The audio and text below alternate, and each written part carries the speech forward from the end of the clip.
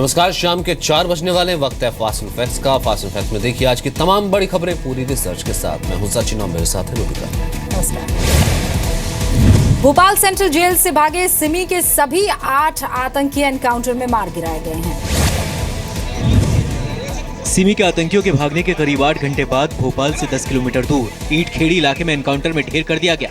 सिमी के आतंकी कल देर रात चादरों को रस्सी बनाकर जेल की दीवार फांदकर फरार हो गए थे। आतंकियों ने जेल के बी ब्लॉक की सुरक्षा में तैनात हेड कांस्टेबल रमाशंकर यादव की स्टील के चम्मच से गला रेत कर हत्या कर दी थी। भोपाल जेल से लगभग 20 किलोमीटर दूर जो लालदांत इलाका है, वहां की पहाड़ी में सुरक्षा बलों ने उन 8 आतंकवादियों को जो सिमी के घोषित जो सिमी के आतंकवादी जेल से भागे थे उन्हें मार गिराया है। यहाँ पर आरोपियों द्वारा जो है इसमें भागने के प्रयास करने के चक्कर में उनके द्वारा फायर किया गया। पुलिस द्वारा आत्मरक्षा जो फायर किया गया। मड़ी खेड़ा पठार एरिया है अचारपुरा के पास में, वहाँ पर ये सारे जो है इन लोग की डेथ हो गई। इसलिए इस घटना की जांच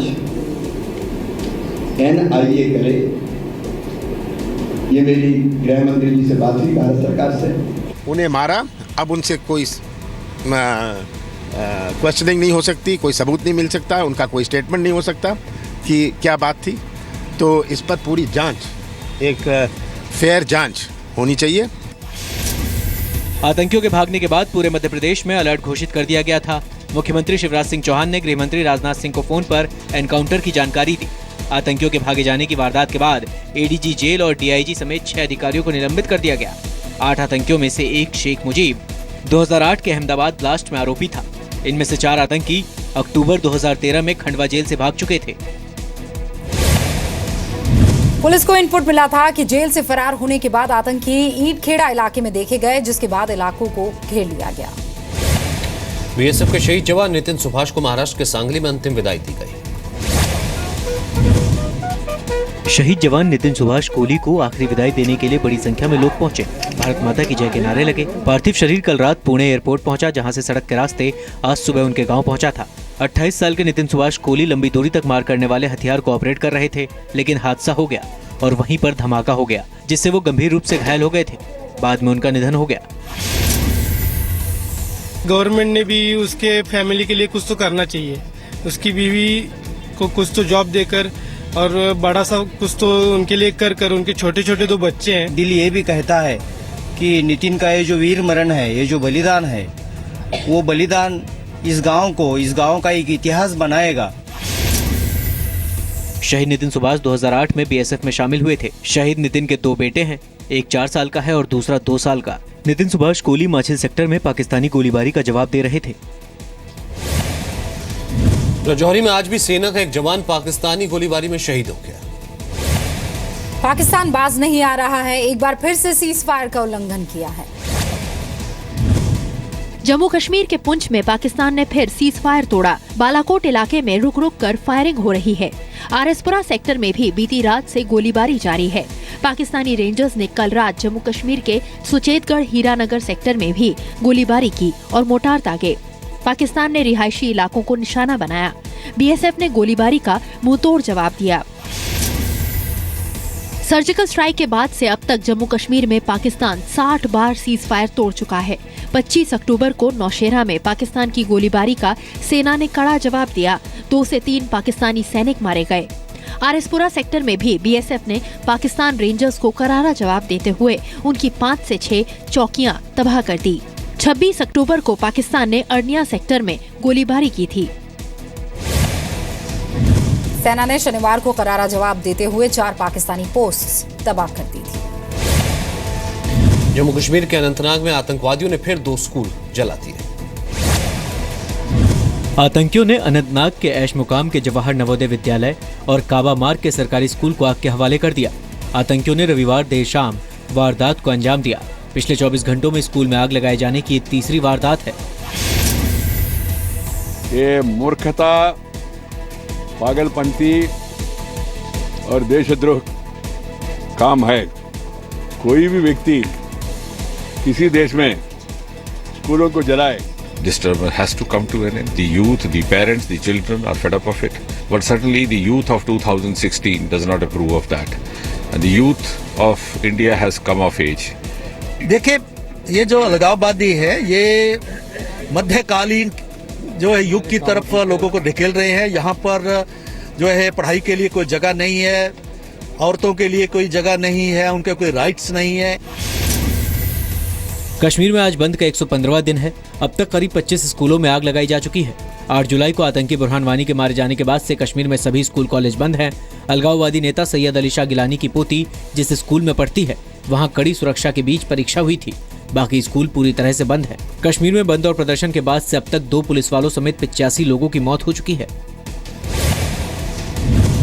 बंद के बाद से जारी हिंसा में 5000 सुरक्षाकर्मी भी घायल हुए हैं। दिवाली पर पटाखों की वजह से राजधानी दिल्ली में पोल्यूशन कई गुना बढ़ गया है। आज सुबह दिल्ली एनसीआर में कई जगह भारी धुंध छाई रही। दिल्ली की हवा में प्रदूषण का स्तर खतरनाक रहा। धुंध की वजह से लोगों को सांस लेने में परेशानी हो रही है। विजिबिलिटी 200 मीटर रिकॉर्ड की गई। दिल्ली की हवा में पार्टिकुलेट मैटर 10 की संख्या 400 से भी पार चली गई। धुंध की वजह से नोएडा डीएनडी टोल ब्रिज पर 5 गाड़ियां भिड़ गईं। इस वक्त हम नोएडा के डीएनडी फ्लाईओवर पर हैं और आप भली भांति देख पा रहे होंगे कि हवा में एक सफेदी छाई है जिसे हम स्मॉग कहते हैं। दिल्ली में इस बारी मैं दिल्ली की जनता का धन्यवाद देना चाहूँगा। लास्ट ईयर के मुकाबले में बम पटाखे और आतिशबाजी थोड़ा कम रही है, उसके लिए तो थोड़ा धन्यवाद देना चाहेंगे। अब देखो अगर हवा चलती है तो 1-2 दिन में ठीक हो ही जाएगी। पब्लिक इमरजेंसी के सिचुएशन में है अभी। एयर क्वालिटी इंडेक्स जो दिल्ली का है, दिल्ली एनसीआर का है, वो एक कंप्लीट सीवियर सिचुएशन में है जिसमें हेल्दी लोग भी जो हैं वो रेस्पिरेटरी और कार्डियक इश्यूज से सफर कर सकते हैं। तो एक देश की 10 सबसे प्रदूषित जगहों में 8 दिल्ली एनसीआर की हैं। राजधानी में प्रदूषण का सबसे ज्यादा असर वेस्ट दिल्ली के शादीपुर इलाके में दर्ज किया गया, जहां हवा में PM 2.5 की मात्रा 471 दर्ज की गई। ठंड की दस्तक और गाड़ियों फैक्ट्रियों के धुएं की वजह से भी प्रदूषण में बढ़ोतरी हुई है। यूपी और हरियाणा में भी स्मॉग और कोहरे के बादल छाए रहे। दिल्ली हाईकोर्ट की 50वीं सालगिरह के मौके पर दिल्ली के मुख्यमंत्री अरविंद केजरीवाल ने जजों की फोन टैपिंग की बात कहकर विवाद खड़ा कर दिया। प्रधानमंत्री के सामने चीफ जस्टिस TS ठाकुर ने एक बार फिर जजों की नियुक्ति का मामला उठाया। पीएम ने कहा 50 साल के अनुभव के आधार पर आगे का रोड मैप तैयार होना चाहिए। पीएम ने हल्के फुल्के अंदाज में भाषण की शुरुआत की। 50 साल का अवसर मना रहे हो, कुछ तो मुस्कुराइए।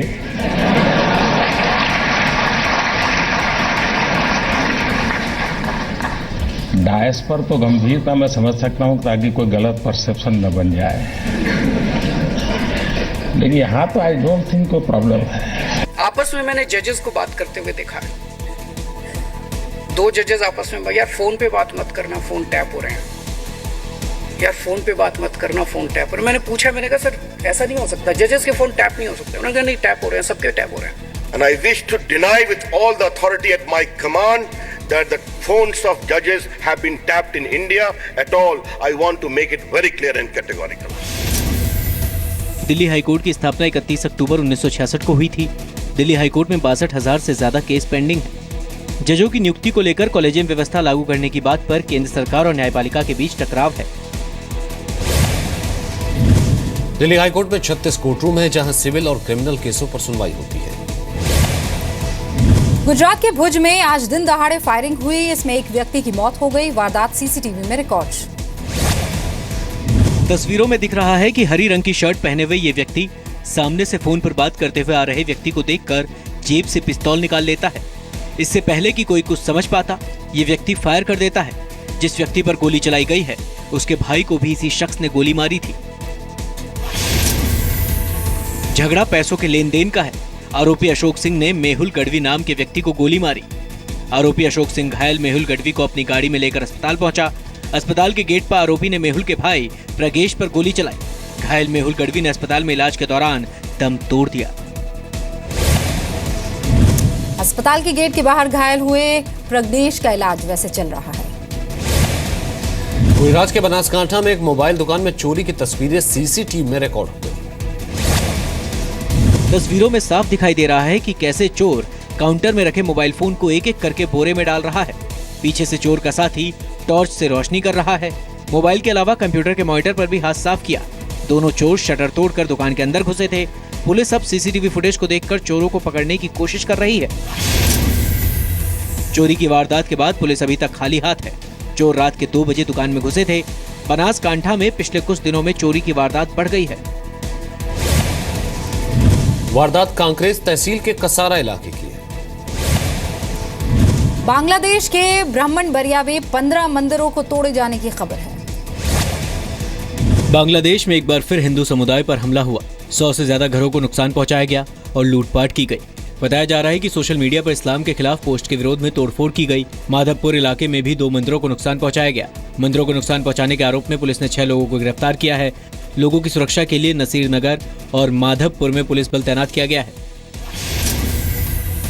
करीब 500 अज्ञात लोगों पर पुलिस ने मामला दर्ज किया है। इलाके में पुलिस बल, रैपिड एक्शन बटालियन और पैरामिलिट्री बॉर्डर गार्ड बांग्लादेश के जवानों को तैनात किया गया है। जनवरी में एक मदरसे के छात्र की मौत के बाद भी इसी तरह की तोड़फोड़ हुई थी।